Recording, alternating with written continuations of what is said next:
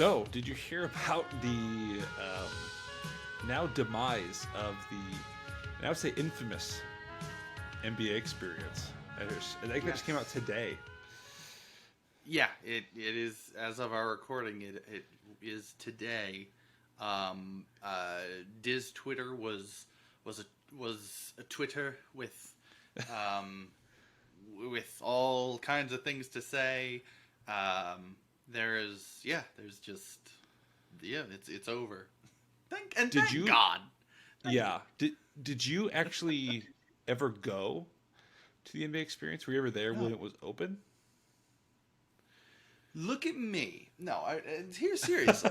Look at me, and Well, you tell I me well, that I'm not looks sure if like you're a like an guy NBA fan who's or something.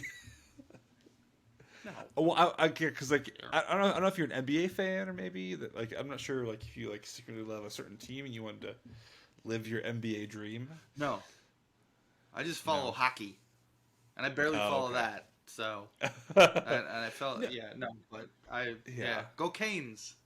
yeah.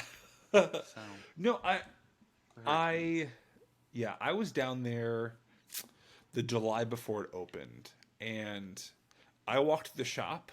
And again, I'm not an NBA fan either. I like college basketball. Mm-hmm. I do enjoy that, but NBA has never been my cup of tea. Um, and I walked to Yeah. the shop, and I was just kind of like, "Why is this here?" I think if the shop was just there, it'd been fine. But then to add on this whole new like interactive experience, where I think like a small portion of the population would enjoy it. I think they would enjoy it. But then also you have to like think about the Mhm. demographic of like Disney fans and NBA fans, like that segment as well.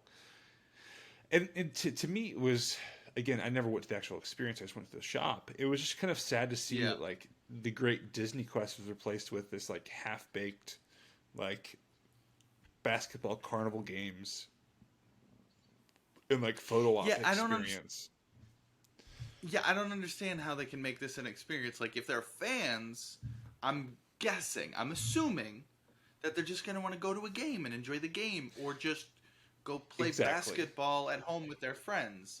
These are Yeah. kind of the two things that, like, I don't know what the real market interest in this. And again, I know nothing. I'm a complete outsider in this sense. But yeah, I don't get it. I don't get what the appeal was. Yeah. And to those who are interested in it, good for you. Great. I'm sorry for your loss, but I Yeah, don't and know any. It's like I heard. yeah, Yeah. and for me, what I saw of it, it seemed like it'd be much more well suited for like an add-on to All Star Sports or um, something like that, like Wide ESPN world Wild of World, sports.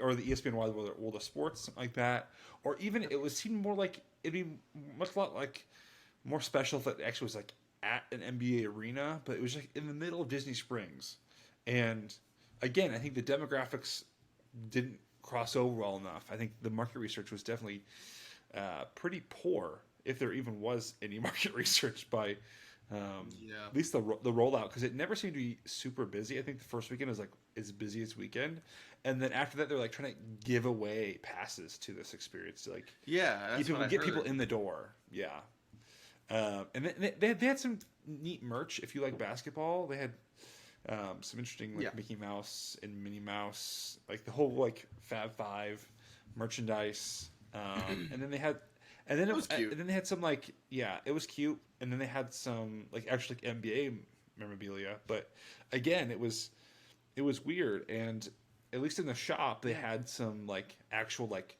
NBA relics. They had some like actual like Shaq worn game shoes, things like that, which were kind of neat. But Yeah.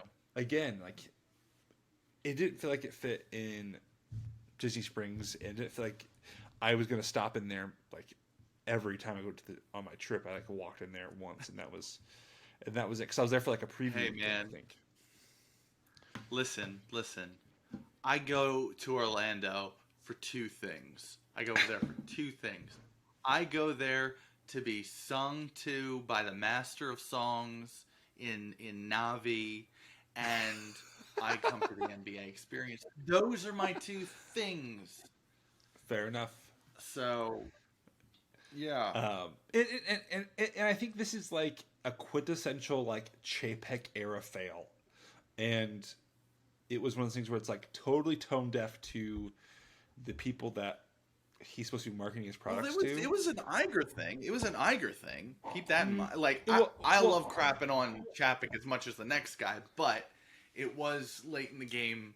Iger. it was, but like Chapek was the head of Parks and Experiences at that point, which I think fell underneath his purview.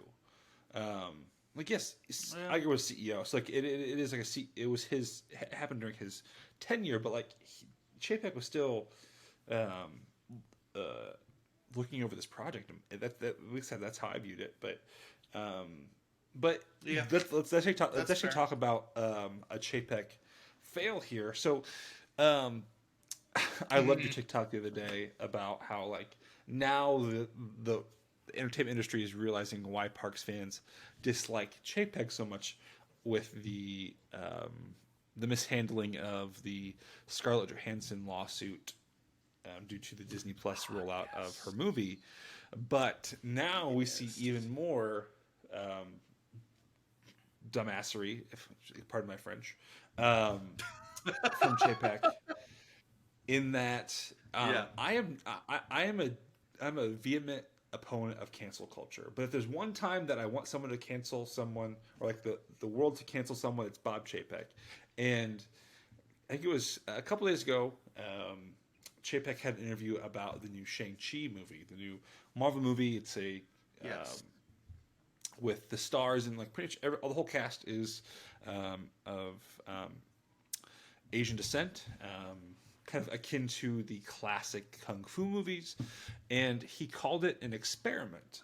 It was an experiment to roll this movie out, and some people are defending his statements by saying it's an experiment that it's going to be the first like true Disney only in theaters release.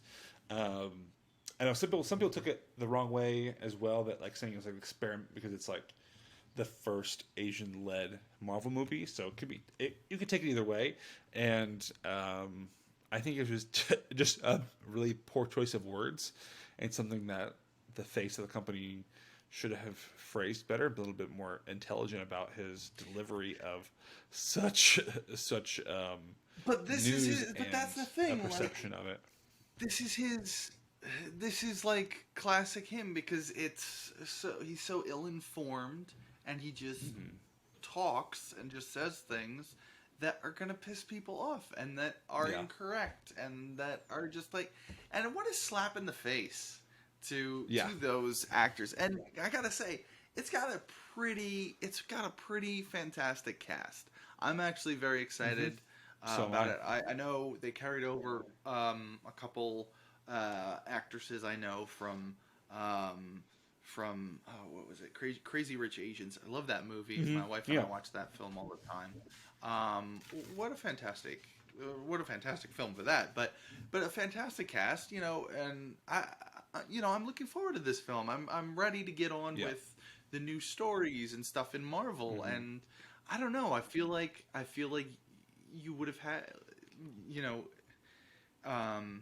I just don't think that Yeah. was the proper wording for him to say. No. I guess I get where he's coming from. Of like, this is a whole new portion of the universe and it's a new style we're trying to do. That's fine, but that I don't know. Like, Yeah. it's No, not the right wording and it's yeah. disrespectful. But like, it is an experiment in terms of, I would say it's an experiment in regards to this being the first exclusive theatrical release. I agree with that. But to say that like That's fine, yes. but to say like a kung fu movie is experimental, I think the kung fu genre is well accepted and very popular within the American culture. Yes, there hasn't been a really good one in quite some time, or at least like a blockbuster style kung fu movie. And so I think this is like a big deal, and I think for Chapek to downplay it is kind of silly. But speaking of silly, and again, I hope he's canceled for that because I'm tired of him. But speaking of silly choices by the Disney company, why in the world did you? I hope you watched this today. I was really excited because the actor who plays Genie was on Instagram today debuting the new Fab 50 statue. And I was like, oh, yes, we're going to get Genie. And then they say a boo. The actor that plays And Genie? yeah, The the actor actor that plays plays Genie on, Genie. on Broadway. And he's Oh, announcing a okay. boo. Thank God. Okay. A boo. Wait, what? So wait, we're not getting Yeah. Genie. As far as I know, no. I We're knew just we were, getting I a knew we were boo. getting a boo, but we're not getting. That's asinine. Unless they're planning to, Who decides these things? and unless they're waiting to announce Genie with like maybe like Robin Williams' family or something like that, I think that would be very charming and thoughtful. But I would I don't cry. know if they're gonna do that. I think it'd be beautiful and like an actual like fitting moment for the 50th anniversary of Walt Disney World. But to have Yeah. the actor who plays Genie on Broadway announce a boo, who is like, again, I have nothing wrong with Abu. I think Abu is a great animal side character. I think if in his own right, I think he's one of the best animal side He's an animal characters, side character. like sidekicks. Yeah, but to like choose him over all the characters in Aladdin is crazy. I would. Well, Absolutely crazy. Even Iago, I would accept because of if they did Yeah. Iago, it would be fine because of the Tiki Room under new management. I'll be like, fine, I will accept that. But Abu, I'm. It's stupid. Like this whole thing is dumb because they at every turn they have made the wrong choice. It feels like. I have again, like you have so many characters, and I'm not even going to do the Walt's lungs bit this week. I'm just saying you can do just so many characters.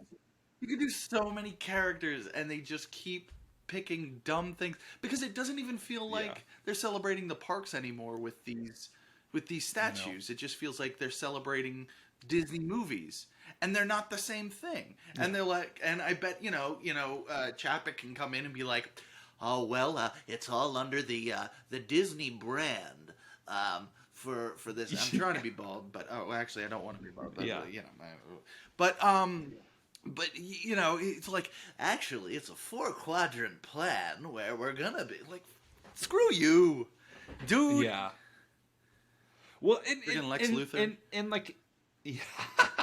And so like, kind of even on the Star Wars topic, because we're getting ready to get into Star Wars here, is like R2D2 is chosen as one of the characters, and again, I love R2. R2 is my favorite droid. I think he's amazing, but to have him as the representative of Star Wars in the parks seems again very absurd and like it's pandering to the uninitiated because it should have been Rex or even C3PO. Like C3PO is the current pilot on. He's already gold. Like you don't. It's a no brainer. Like Exactly. I would love to have seen Rex or something like that. But DJ Rex now. But then to not even do the already gold droid seems very silly. Seems very silly. And my only thought is maybe Very dumb. Like, maybe because like C3PO is, yeah, does it scale properly or something? I don't know. It's something that makes sense to me. But besides our playful banter and talking about current events, I think we need to hop into the episode. So today we are going to talk about a somewhat controversial topic at this point. Go ahead. Well, let me just say something really quick because I feel like it hit me as I was saying that because I let my temper get away with me, especially in light of current events. I'm wearing a Be Kind shirt, so I feel a little bad saying "screw you" to Mr. Kennedy, while also I feel like kind of mixed messaging. Guys, be kind, unless you're Bob. There we go. There's my little asterisk. There we go. But once again, we are on the hub grass. I am your host, Matt Arterberry. And as always, my illustrious co-host, Mason Betterly, is here tonight. Being kind as always. I'm going to get it. we're gonna get into Thinking about getting illustrious tattooed on my arm. You I'm gonna get should. illustrious right here. There we go. I, Or I like or like in your honor, or of like name course. tag style on your chest. Yeah, I would love that. Yeah, Love yeah. that. But I think we're getting to a topic that a lot of people aren't being very kind about, and I think they're justified in that.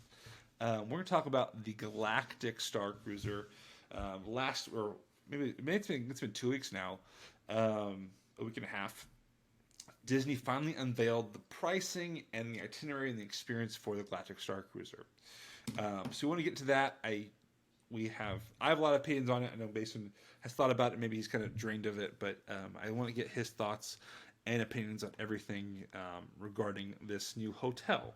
And so those of you who have not heard about the Galactic Starcruiser, it is a 2-day experience on this very exclusive Star Wars hotel right outside Hollywood Studios, where you get to be totally immersed in the Star Wars story and create your own Star Wars story. They're saying it's a live, bespoke experience to further your Star Wars dream.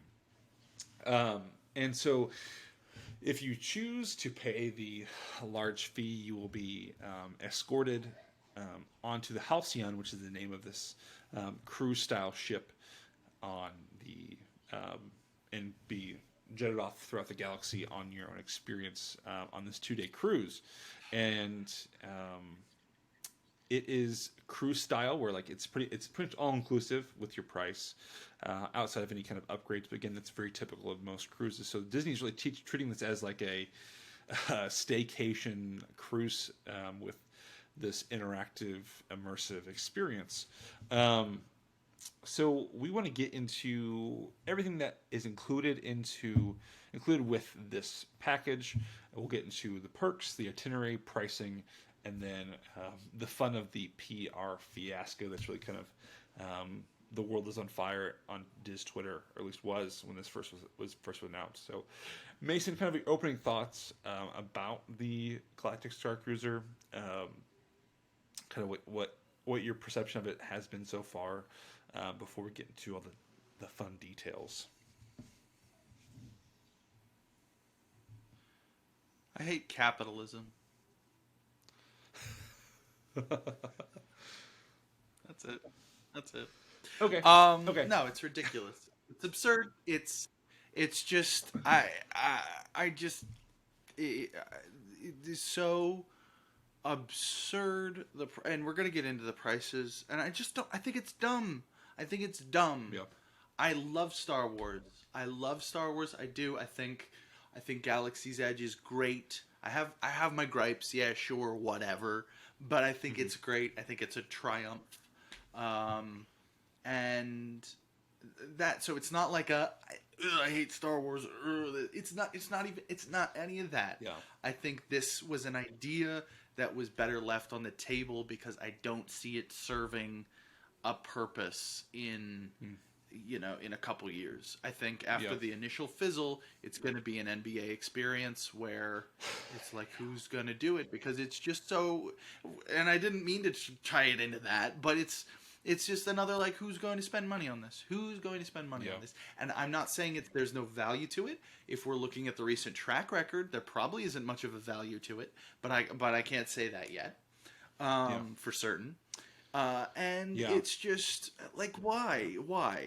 You're paying all this money to go there, and for the amount you'd be paying, you can have a regular nice vacation, or you can have 2 days where you're locked in this thing, and it's not even like, they make like create your own Star Wars story. Not really. You have specific events going on, and you gotta follow your own thing. Like, Star Wars that's not Star Wars. That's a nice test, like, nice sanitized experience that you can have, and that's fun. But the fun of Star Wars was just making it up and make believe, and I'm gonna go out back with my lightsaber and but I don't know. I can respect the work that's going into it. This is not a slight at all on the Imagineers. I'm sure they've put tons tons of work and man hours and thought into it. But I feel like this is the most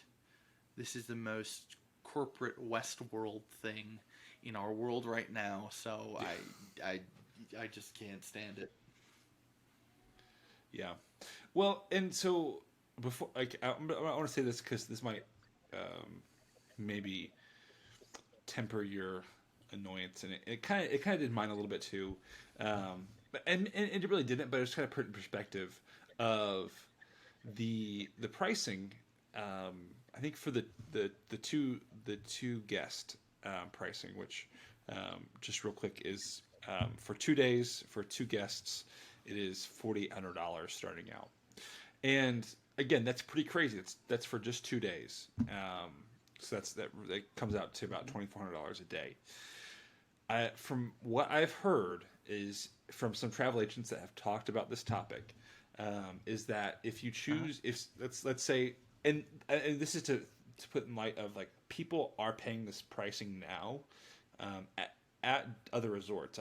From what the research I've done, if you do a concierge suite at the Grand Floridian for 2 days, it's the same price, which to me is bonkers that there are people actually paying this already without dining included and park tickets included. So there is a demographic that is going to Disney that is paying this, and so but that's not to say that it should be done, especially for something so niche, or not even niche. This is one of the largest franchises, the largest franchise in the world, and so I think it should be much more affordable for the layman. And I think I have some really great thoughts. Or at least I've talked to some of my family members about it this weekend. I was visiting them this weekend because my uncle's a big Star Wars fan, and so he's kind of bummed about it because this is a lot of money for anyone really. And he's been a Star Wars fan since he saw the original trilogy in theaters, and so he's kind of really bummed out that this place that he could go to actually live and sleep and eat and dream Star Wars is somewhat unattainable. He still hasn't been to Galaxy's Edge. He plans to go, I think, this coming summer or next year. So I'm really happy that he'll go experience that. But like this is so unattainable for a lot of people. And I also hope that a lot of people don't put themselves out to pay for this in terms of being fiscally irresponsible and putting themselves into debt they don't need to be putting themselves into. But to kind of frame this conversation, let's talk about the perks and what you get with this experience. So it's a 2-night stay on the Halcyon.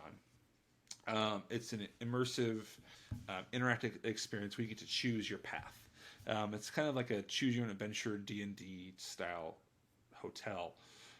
Also in that price admission is food and beverage on the Starcruiser, but it excludes alcohol or any specialty beverages that you choose to purchase. And it also includes a quick service meal at Docking Bay 7 because you'll have a off-ship excursion to Galaxy's Edge for a few hours during your stay. Or it also says any other Hollywood Studios location that chooses to participate. You also get admission to Hollywood Studios for that one day that you are off ship to your planetary excursion. It includes valet parking as well as an exclusive Magic Band that you'll get as part of your stay. Beyond just the basic perks, some things you also receive are experiences with the entertainers there on staff, as well as some really immersive experiences. So what are your thoughts on these perks? I don't look at it. I mean, if you look at if you look at the itinerary, the admission to Hollywood Studios is timed. So they have it very specifically set up. So they're basically going to be funneling you from one attraction to the next, then back to the shuttle. So I don't really look at that like a park day. To grab lunch they're as well. going to really try and control your time there and just. Well, yeah. So they're, but they're really going to try and control your time. You are not going to be able to actually have a park day and go ride Mickey and Minnie's. They're going to try and keep you fully immersed.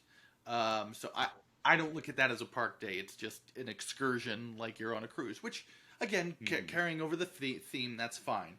But again, it's and I see what you're saying about it being, as much as people are paying for like deluxe resorts and stuff, but that's I don't know. I don't feel like that translates. You know, I don't know. It feels like worlds different. Yeah. You know? Well, and I think it depends on what's important to you, because obviously the guest that is going to the Starcruiser, and this well, let's start jumping into pricing as well as the itinerary, because I think this conversation goes hand in hand. Is what important to you, because like obviously if you're staying at the Grand Floridian and the concierge suites, the bougie style of life, the lavish things are important to you, and that's what the Grand Floridian offers, that really exorbitant, flashy experience. And then you obviously, if you choose that, you can afford to pay for your park tickets and food and things like that. But this is the Star Wars fans shelling out their life savings to experience this.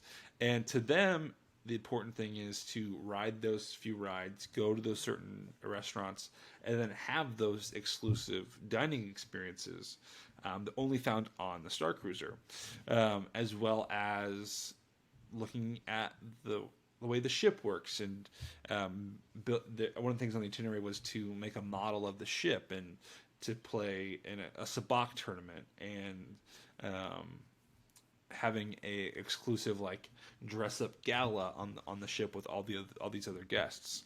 And so to get into pricing, to kind of give a frame of reference, is so the base level tickets, or at least the base level cabin, is that this is all like starting prices, which is also kind of scary to think about. For 2 guests in a single cabin, for 2 nights, the entire voyage is $4,800. For 3 guests, which is 2 adults and 1 child, again, the whole trip will cost $5,200 and some change. And then for 4 guests in a single cabin, which is, they say 3 adults, 1 child, so that might change if you have 2 adults, 2 children, is right under $6,000. And when you look at that, that's the per guest per night rate does drop as you have a larger amount of people. So it's a volume thing. But to me, this is where it gets kind of scary in the pricing, because like I said, this is the starting pricing for like the standard cabin, which is a pretty small room. I think the more uncomfortable conversation is the size of the rooms. I think they're also very small, and can only accommodate a few people. So it's not like you're really staying in these rooms anyway, because the itinerary is so vast that you will probably be out of your room anyway. So I don't want to judge the rooms too hard on. I don't judge the rooms too hard, because you'll be kind of active. But again, you still want to have a place to relax and be comfortable at the end of your day. Yeah, exactly. Like I wouldn't. I would typically, I'd say I wouldn't care. But my last trip I went on, I had a lovely room. I had to stay off property this past time, but okay. I had a lovely room. But the bed, like I dreaded getting into that bed every night, because it was so stinking uncomfortable, and it really it had an effect as time went on my trip. So these things, you're not in your room a lot, and that's great. But even when you are in the room, because we do have to go to bed every day, it does start to have an effect if it's bad enough. So, and the rooms do look a little uncomfortable. They look wonderfully themed, but the beds look a little uncomfortable. They're, I'm just like, ooh, that's gonna be interesting. So yeah, and you're right. I think the one thing that I will commend Imagineering on is the theming. It's spectacular. It looks beautiful. It looks exactly what I expect a cruise ship, starship to look like. I think I can't knock them for that. Is the theming. But again, those pricings that we've talked about are for the standard room, which is very bare bones. It has like a bunk bed and it looks like a king bed, and that's about it. There's no like lounge chairs, TVs, things like that. You're very much like just the bedroom. It's kind of like a barracks than it is a resort room. But then But then there's also the updated room, or the upscale, or the next level rooms, which is the Galaxy Class Suite, which includes can sleep up to 4 passengers. It says has kind of a living room area, and then the same thing as the standard room, which is the bunk bed and the king bed.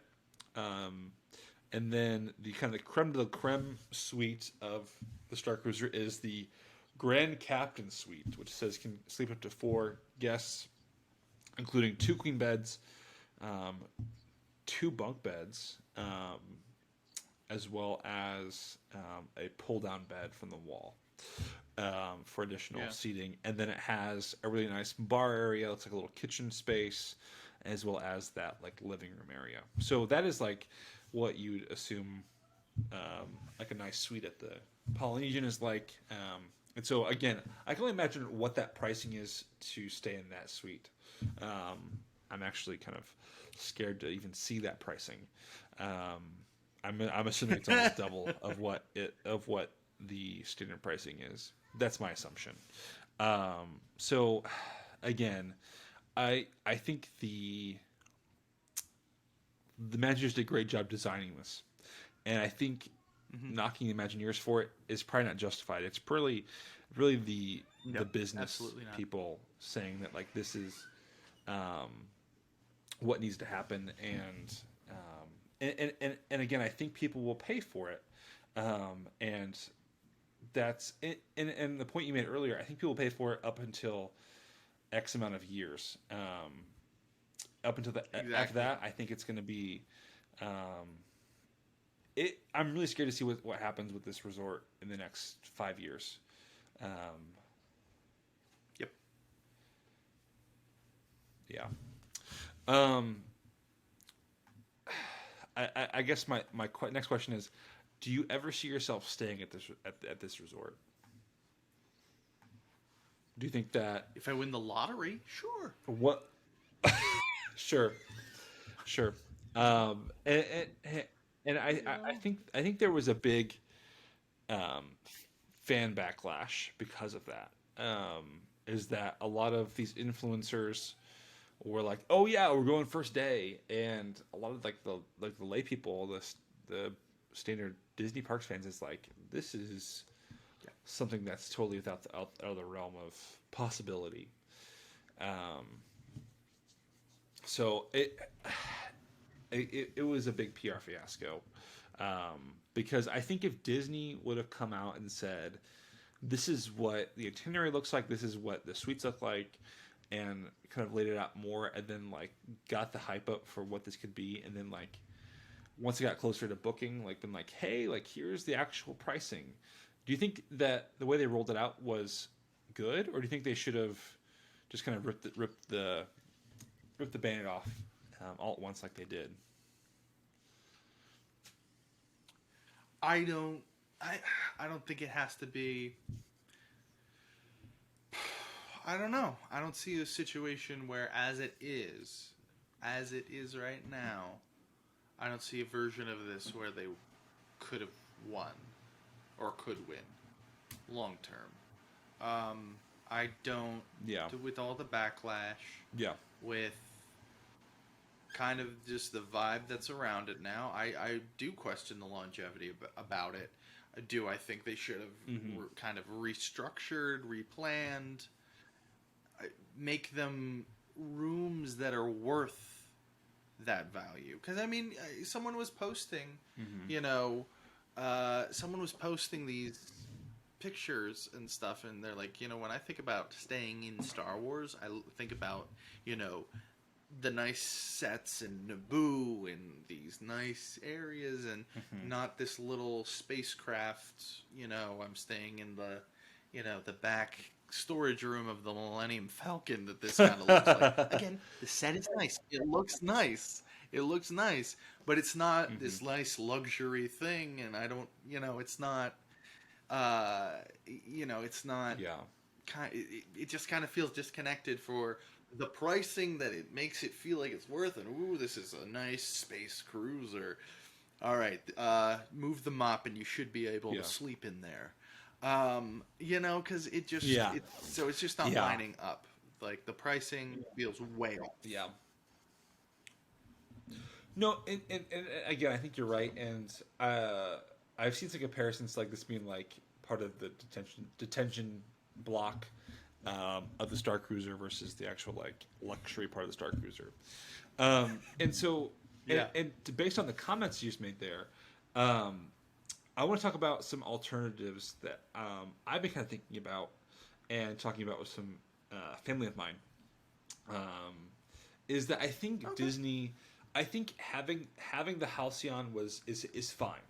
I think having a kind of Grand Floridian style hotel in the Star Wars universe with Galaxy's Edge is okay, but I think there should have been a more budget friendly option as an accompanying hotel, or at least um, like small resort versus this first class style resort.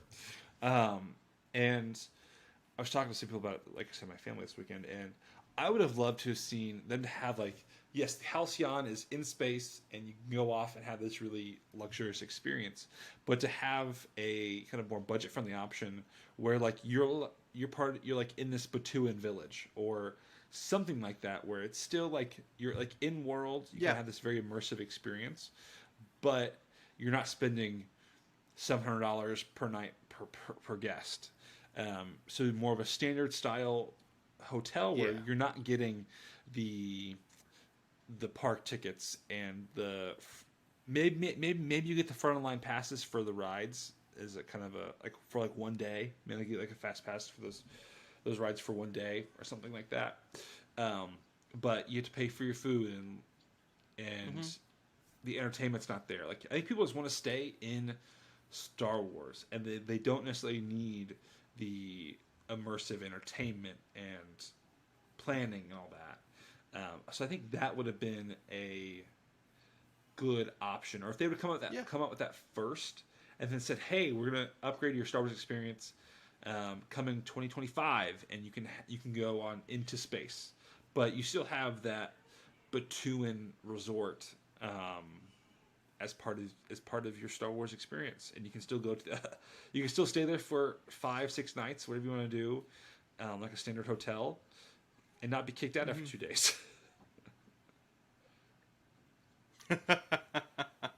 Yeah. No. So The yeah, I the thing the thing that I despise is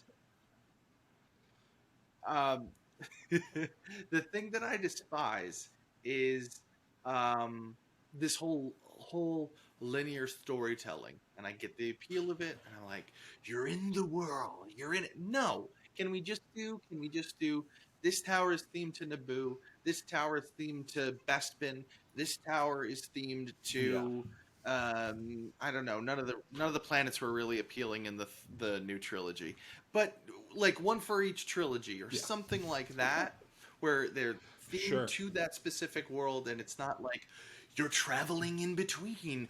We have to have a story reason why you're in just let it, just theme it really nicely, make it look good, make it yeah enjoyable. You do not have to, you like, they overkill it on the storytelling to a point where it's hmm like now it's like reaching the level of just idiocy, and I'm like getting tired of it, yeah you know honestly. and yeah, and I struggle with giving the storytelling a hard time because that's something we asked for. We want immersive experience. It's a theme park, not an amusement park. We want to be immersed into these stories. But my biggest fear is, let's say, like Joe Idaho walks into Star Wars because he's told that like he's grown up a Star Wars fan. He loves Star Wars, but he could give two craps about being in Star Wars. He just he thinks like, Hmm. oh, it's the cool Star Wars hotel, and then he's told he has to like act and dress up and play this part. Yeah. Ooh, I think that's like the gonna be awkward thing where this Joe Idaho is gonna spend $6,000 to send his family to a Star Wars hotel, and then he's told he has to like do stuff. Whereas like most theme park guests want to be passive and just like have things that they experience. And I think that's going to be difficult because then you'll also have like the other side of things where like people like come in there like they want to play, they want to be in that universe, and I think there's going to be a real awkward dichotomy where you have these two worlds colliding, and one's going to ruin the other one's experience and vice versa, and there's going to be some really annoyed people. Where again, Joe Idaho wants to eat the cool food and watch the shows, but then you have like cosplay Sally who's like in their face doing accents, and they're not sure if they're cast members or not. They're just another guest. So I think that's going to be interesting to see. Yeah. Oh yeah, because you're gonna have those assholes like, well, actually, are you from Utapau? And you're gonna and I'm not saying that all Star Wars fans are that way. I'm not saying that, but some of them are assholes, and they're gonna be trying to prove that they know more. And because you're gonna have that element here, and I feel bad for the cast members who are gonna have to deal with that. It's not fair to them. Yeah, and they're gonna have to find a way to bridge that gap between like the super enthused and the there who's just there because it's the cool new thing. And and the thing is for me is that like, oh gosh. I love Tim. He was kind of like my into like Diz YouTube and stuff. But so like the point I was about to make is if I were ever to go, and I'm glad I'm not going within like the first 6 months, because it's just going to be like the crazy vloggers.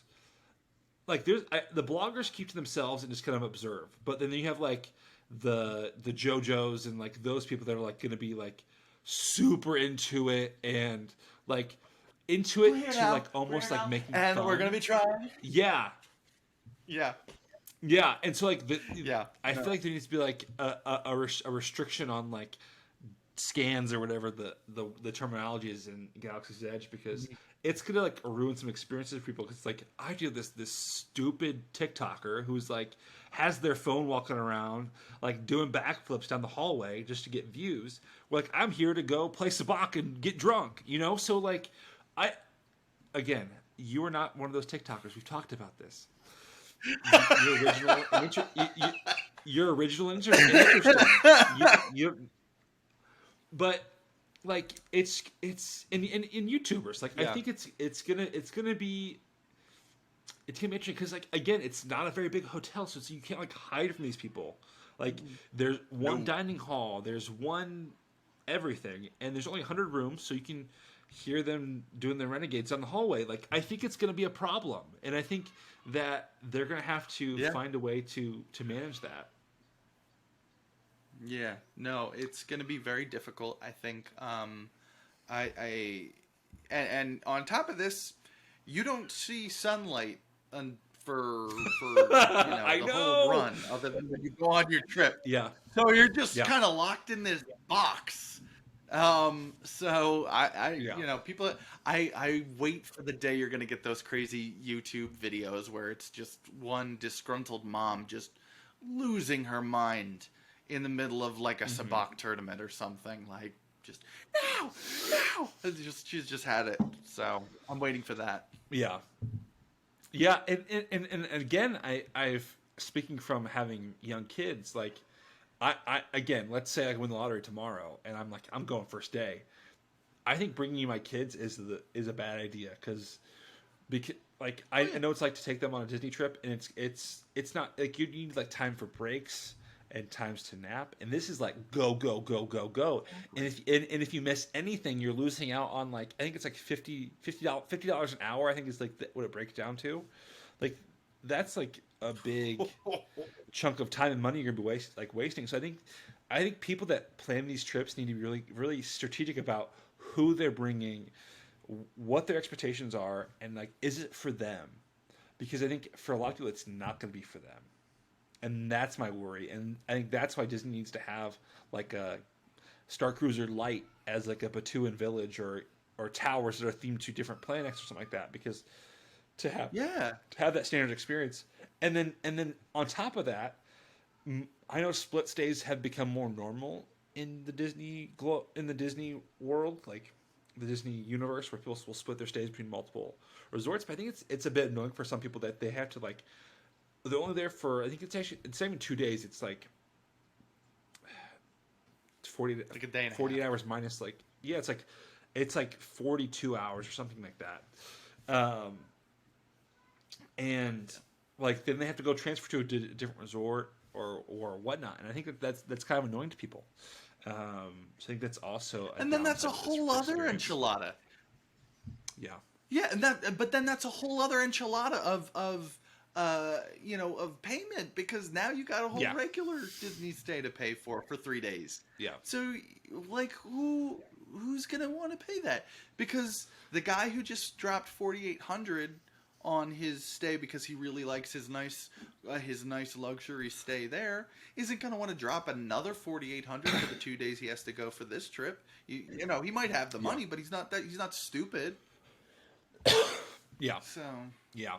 It's again. I think it's going to be the people that have been saving for this resort are going to be there the first couple years, and then I think year 3 to 5 is going to be potentially a real dark place for the Starcruiser, where they aren't going to be filling up all the rooms, and then I think at that point, people like you and I will find they'll start offering some discounts. I think that's the only way they do it.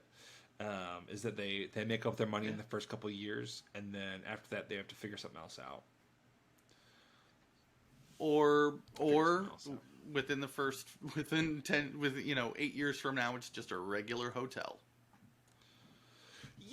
That's, Yeah, and again, it's one of those things where I don't know how you turn it into a regular hotel, because, and again, maybe they pull back on the experiences, and it's just like your hotel is the starship, and then you're kind of come and go as you please. I think that might be the thing. Yeah. And then there's like a room to play sabacc, and if you want to play sabacc, or if you want to go pay the extra fee for the lightsaber training, you could go do that.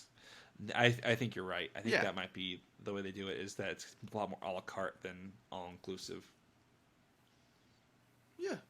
And and it would still be a nice special luxury resort, because maybe they have a bit of downtime and they actually do a whole exterior of the resort to make it look like it's a landed cruiser on the planet or whatever. Yeah. And that's how you go in or whatever. But and then That'd be cool. you could still have the shuttle that goes out the other side to Batu, and that could be the special.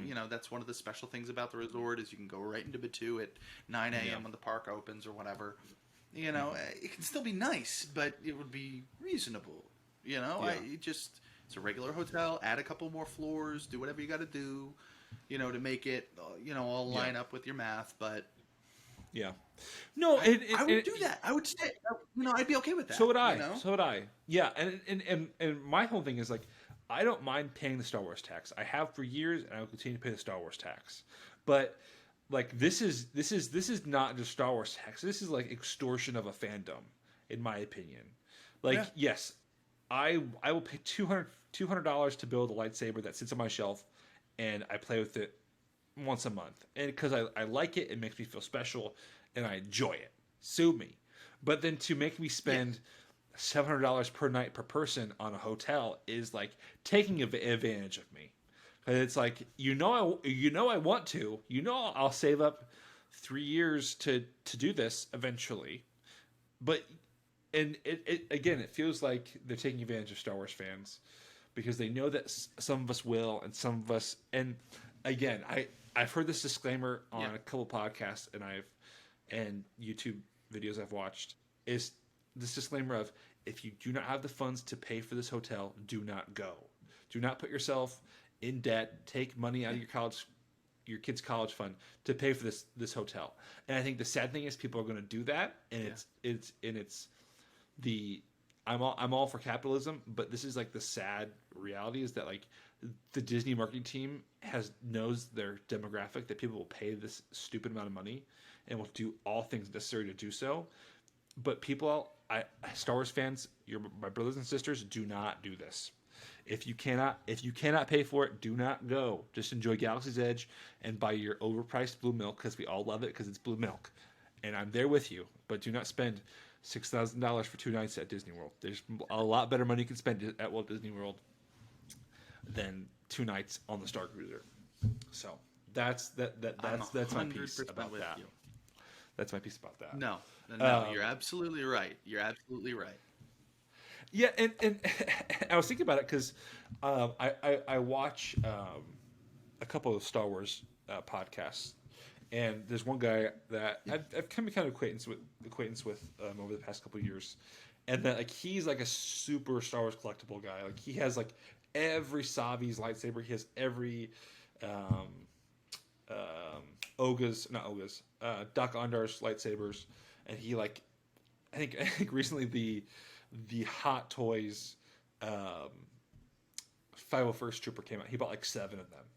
So he's like he has money, but even he's just like this is absurd, because again he'd rather spend the money on collectibles and actually have something physical than like throwing $6,000 away on a resort stay. So I think that's something also too. Like if you are a Star Wars fan that's going to spend stupid money on Star Wars things, because I do that too.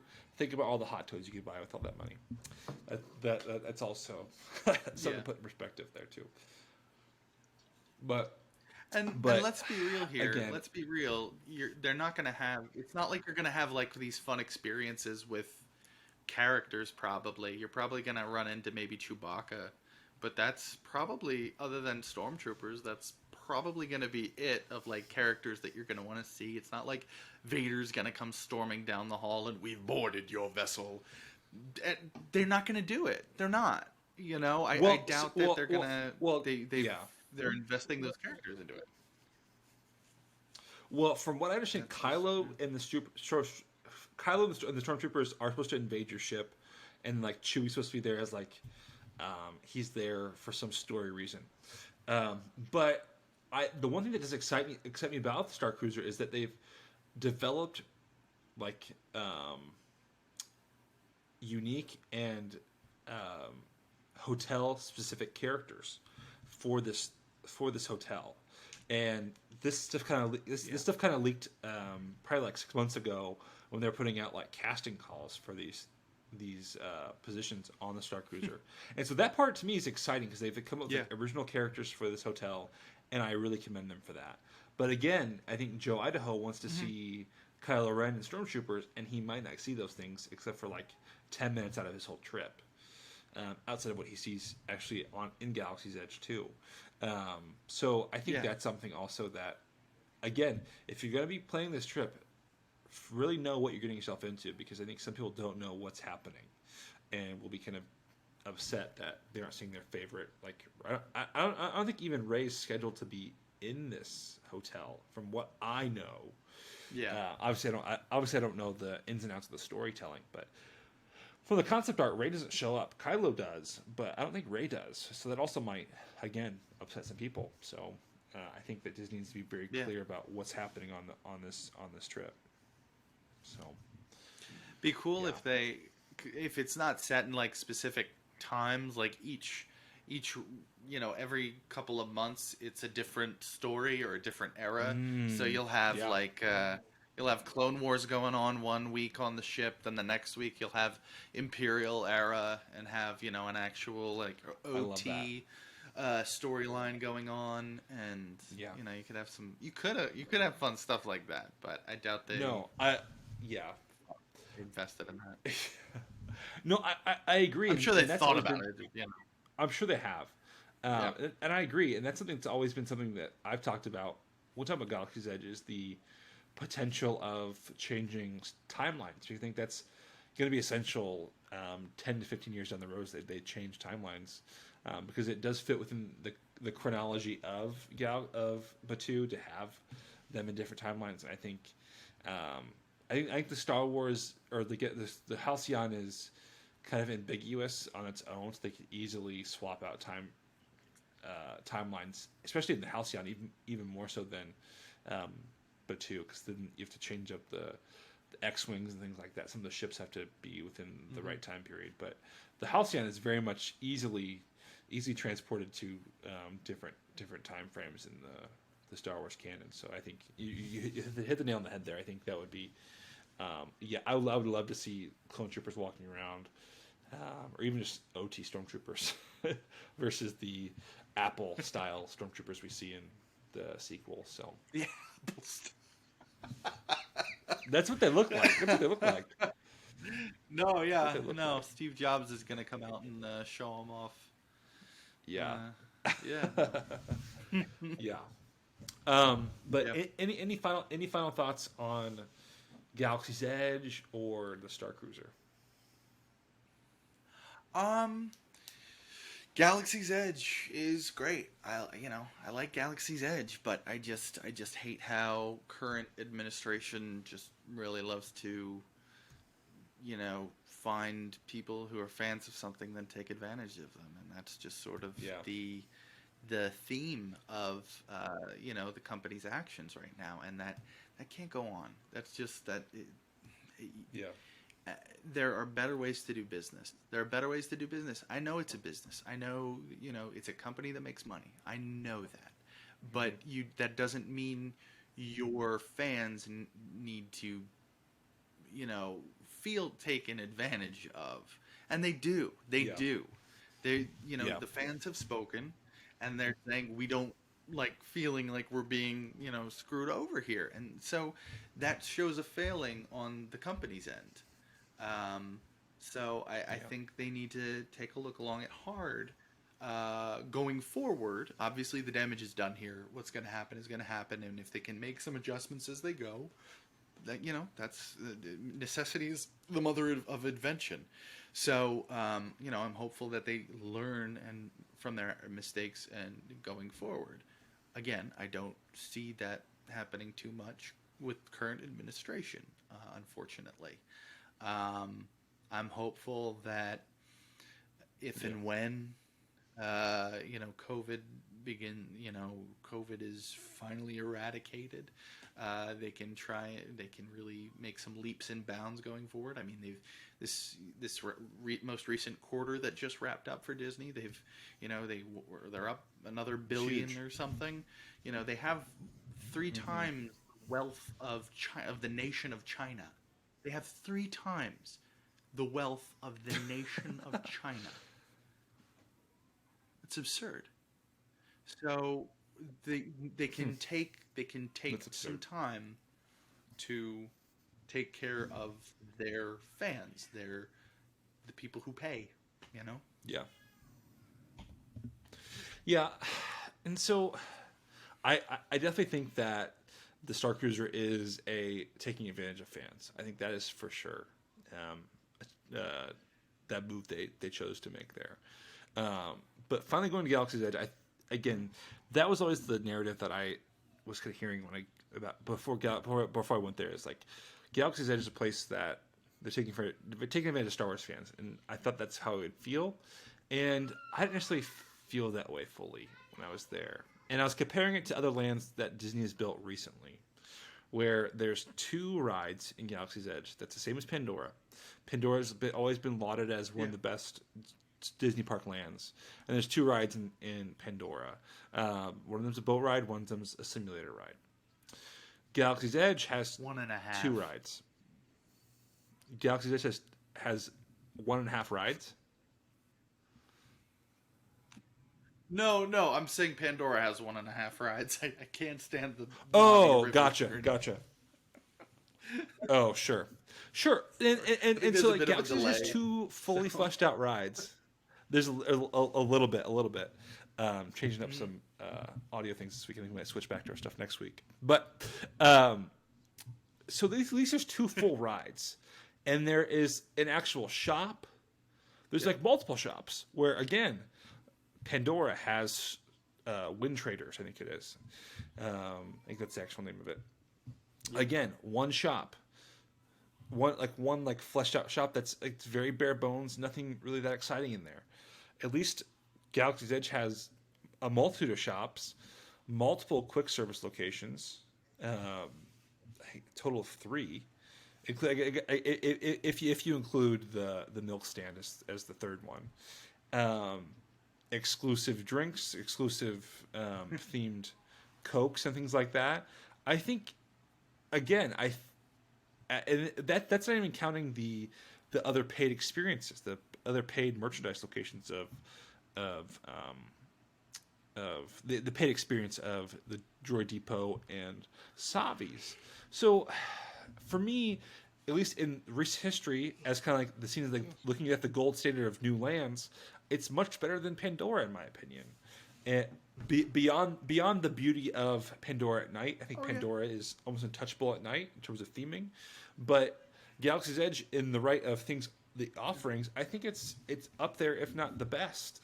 And then you can choose to have those exclusive experiences, and I think especially the Savi's Workshop experience is one of the craziest and coolest experiences I've had at Disney World. So I think yes, you're missing out if you don't pay that $250. I think that's probably the biggest loss and kind of the biggest paywall there in terms of experiences. Droid Depot, you could walk in and look at the droid pieces moving around. You're not really missing a whole lot. If you could take or leave the droid, I think. We have one. It's fine. It's nothing special. It's really cool. The kids love it. I will say that.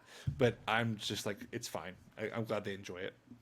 So for me, Galaxy's Edge, again, I don't think really takes that much advantage of Star Wars fans. There's merchandise that Star Wars fans are going to buy at the parks or not, and just happens to be exclusive stuff at the parks.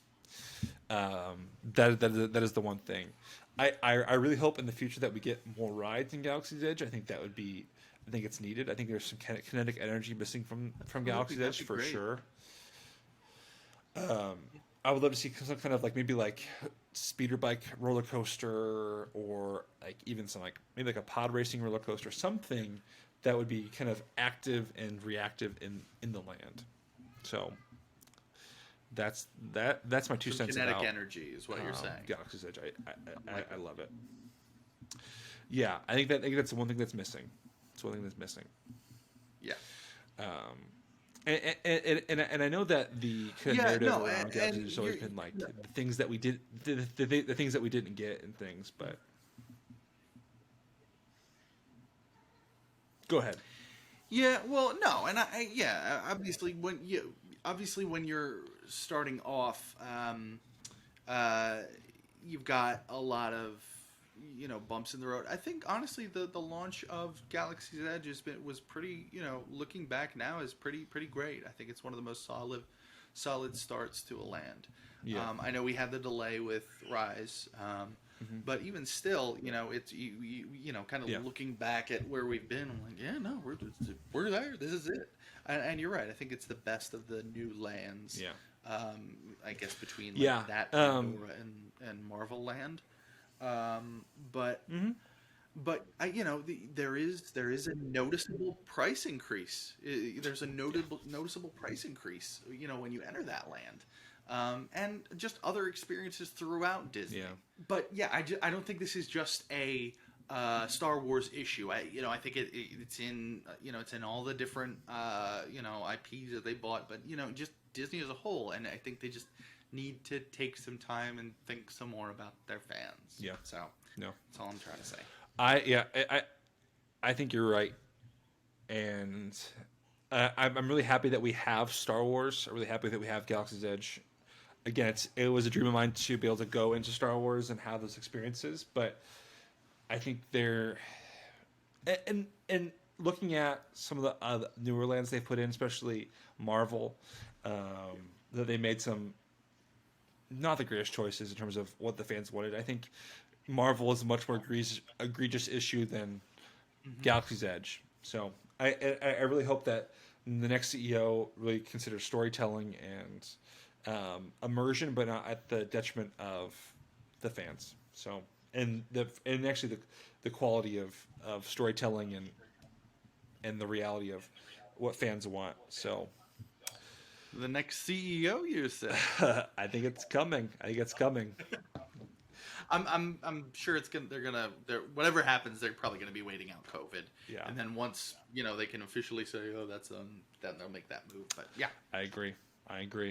Well, it looks like we have a fast pass for Rise of the Resistance waiting for us. Oh my gosh, we do. I think it's time to go. We only got an hour to get over there. So if you want more Hubgrass in your life, you can find it separately. You can find Mason on TikTok at Unofficial Disney CEO.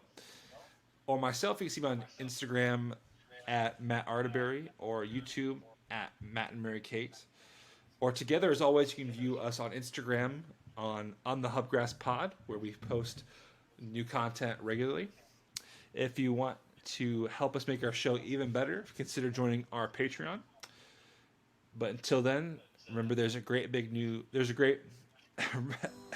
until next time, remember there is a great big beautiful podcast, and it's just stream away. See you in the Hubgrass, folks. Hey, if we move now, I think we can catch the monorail. Let's go. Oh, perfect. Yeah, let's go.